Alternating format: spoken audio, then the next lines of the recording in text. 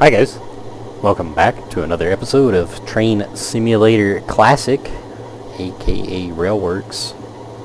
Today we're going to be taking a look at the latest and greatest from Diesel Workshop, the Erie and Lackawanna C424s. Now, I have a bit of a mixed feeling on, or opinion on these, just as a start. Not on the not necessarily on the model as a whole, but just kind of the whole dropping them as separate packs when all they really are is repaints with a few changed up details. I made my opinion of that very well known when I did the video on the DTM 44-ton switchers. I don't like it. I don't see the point in it. I think it's just kind of ridiculous, but you know, whatever. But we're going to be taking a look at these. Matter of fact, that's actually the reason I'm not looking at these Southern RS3s. I don't own them. I don't see the point. But anywho, the C424s don't have a whole ton of repaints out there, so I figured, hey, why not? I get more use out of these than I do the RS3s anyway, outside of that right there. But so there are 3 locomotives in the pack: a weathered variant of the maroon, gray, and yellow stripe, and a black and yellow, which has some kind of semi-weathering going on with it. And by the way, while finally, that screaming went away. It's probably my biggest complaint with Diesel Workshop models at this point, is just that flange scream really drives me up the wall. Just the constant screech. There's no change in tone, no change in audio, no nothing. Just a constant, continuous scream. But I'm not going to dive off into the history too much on the C424s. Again, I don't see the point. Most of you have probably already watched SP videos. Some of you have probably watched my old video on the first of this pack. So there's really no point to go over the history of them. Just that they were built by Alco, and the Canadian models were built by the Montreal Locomotive Works. They were designed as a replacement for the RS-27, and built between April of 63 and May of 67, with a total of 190. The Erie and Lackawanna bought a total of 15, numbers 2401 through 2415. So these are dynamically numbered. We've got 07 over here, 14 here. For a weathered variant, we've got 08 here. And yeah, that's pretty nice. I like it. And just first impressions, they look really, really nice. Diesel Workshop models tend to look pretty freaking slick for what you're paying for, but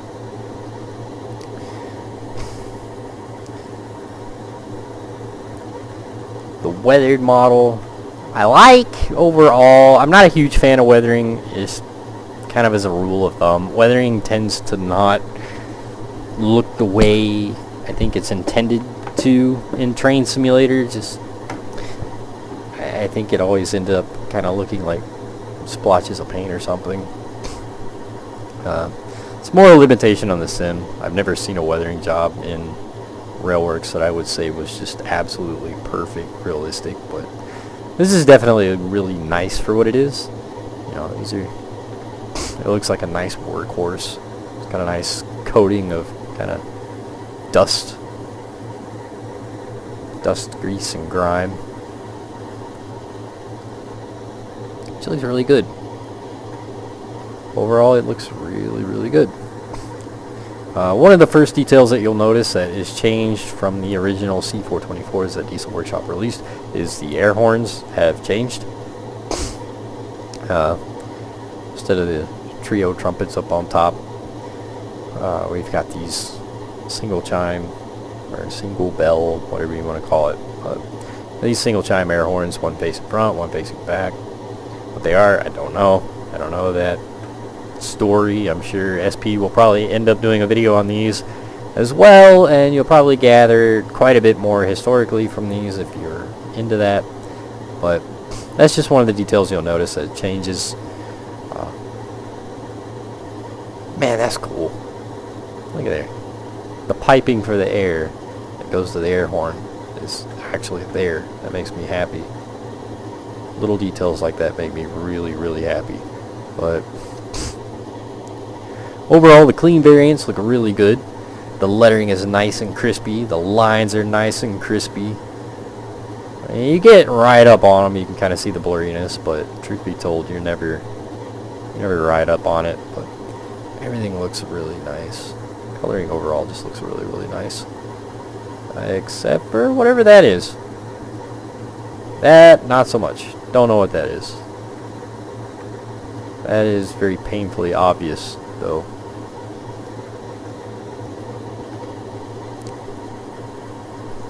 The black looks pretty good. It's hard to see a lot of the individual details until you get up close on it, but that's just kind of cool in my opinion.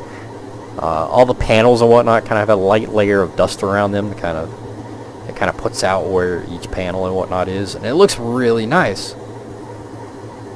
The sun is starting to become a thing. It's starting to get a little brighter, I've noticed. But that's a little bit blurry. It's not bad. The number boards are a little bit different on the Erie models, on the rear.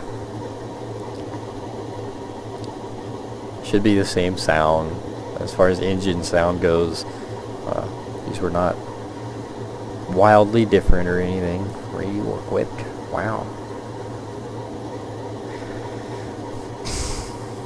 There's a difference between the black and the gray. The air horns do move both up onto the cab, and you get a firecracker instead of the wedge.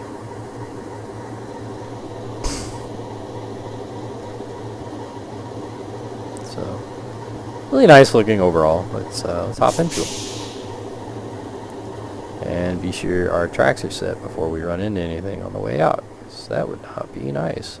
So we are on the Blackwood branch. Been kind of on a binge for this route lately. So really nice route overall. A couple of milk cartons here, there, and everywhere. Nothing too game breaking, but let's get rid of that. Don't need that. Interior should be around about the same. Nothing too wild, freaky, fancy. Maybe. Ah, this looks a little different. Maybe I'm crazy. But I don't like that. It just doesn't.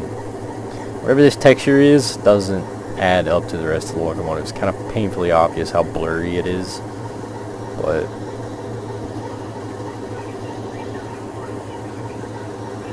oh, we got the radio. I like it.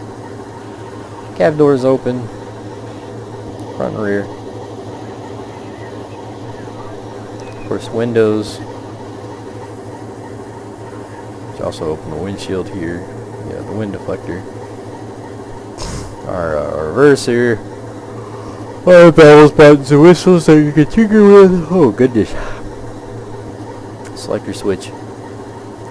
Let's go with our bell first.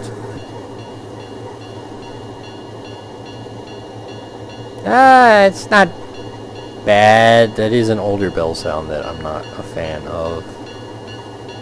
Where is it coming from? I thought the bell on these was up under.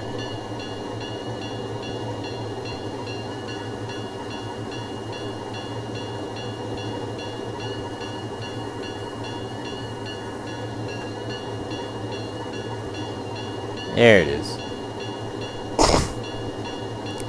Bell actually rings. That's nice. Ooh.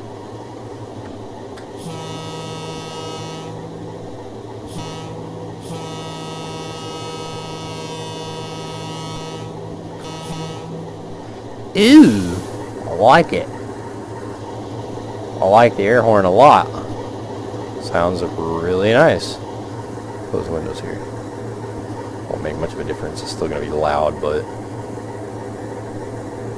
we'll just see. It doesn't sound bad inside. It's not quite the muffled sound that I expected, but it is quieter. So that's not bad. Headlights, of course, nothing wacky there. Gauge lights, it's a little bit dark. This might be handy. Cab lights? Cab lights. We don't get cab lights. Where does he say? Gauge light.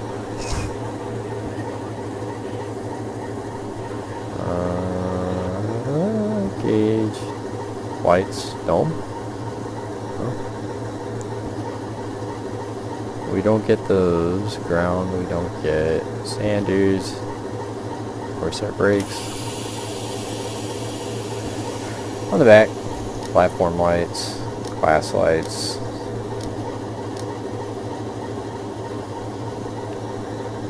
Select your switch. We don't get.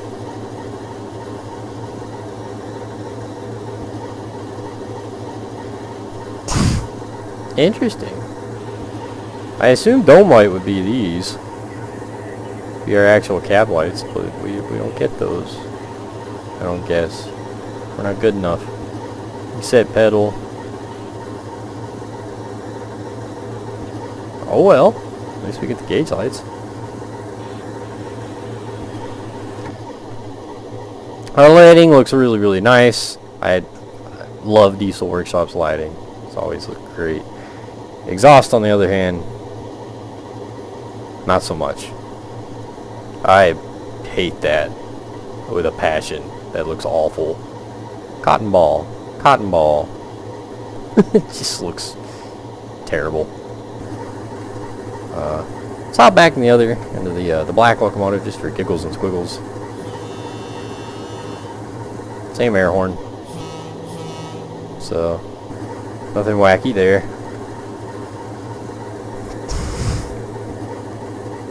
Brakes are all off. And let's take it down the line. Now, I already expect it's going to have that flange scream that I don't like. But just go ahead and put that out there. Once it starts screaming, I'll get quiet. Oh, the exhaust looks better on this one. Not this one.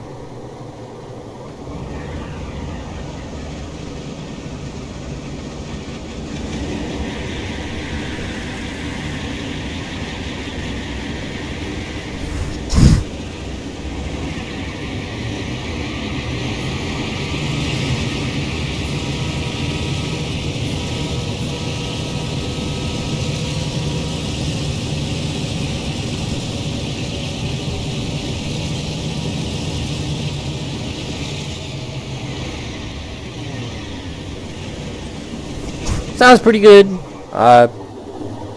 Whoa, that was a rapid change there. Didn't sound that bad. It's alright. I think if I'm perfectly honest, I think the C420 sounded better than the M420. Sorry, I'm trying. I think the 420 sounded better. I know, joke's about to come, but it's not bad. I just think it didn't smooth out that well. We'll take it out of gear just for giggles and squiggles. Run it through the notches again.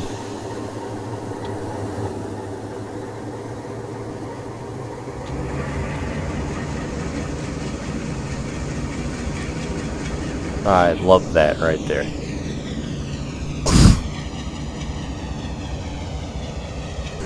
Oh. Both back to puffing.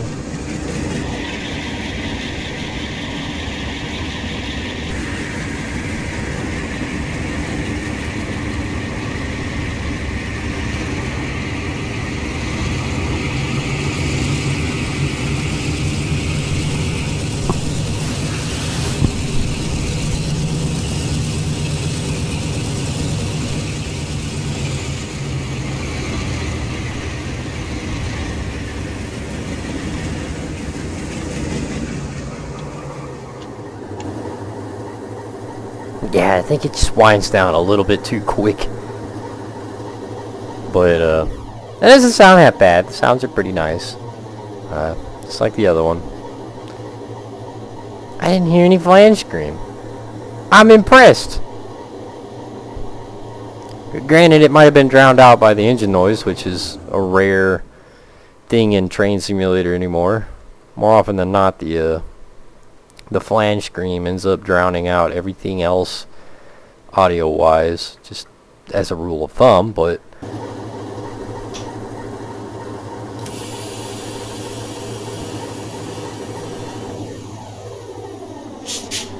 I do get a kick out of this. You can't fiddle with the selector switch. Oh, but it acts as if this locomotive is running dead right now. They're just running at an idle.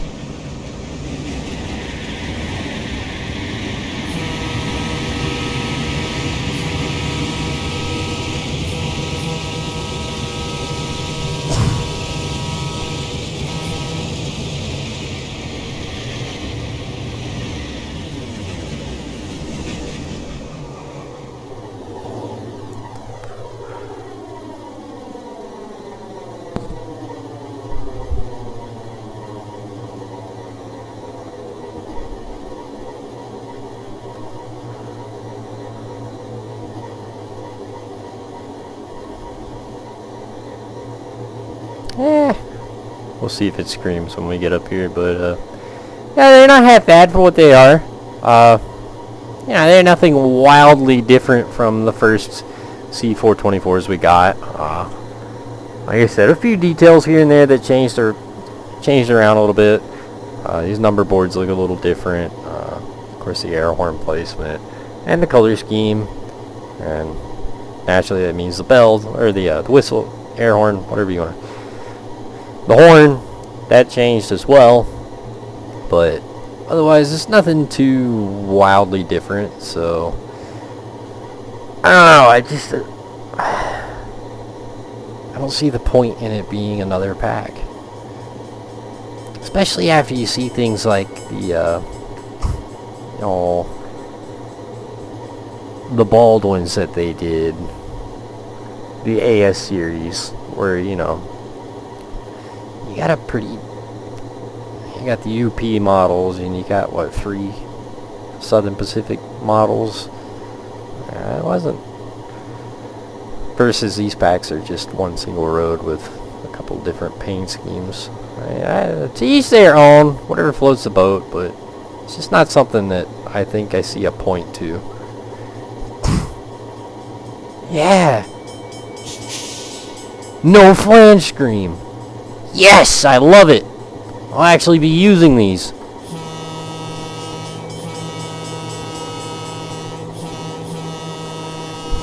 You guys have no idea how much I hate that flange scream.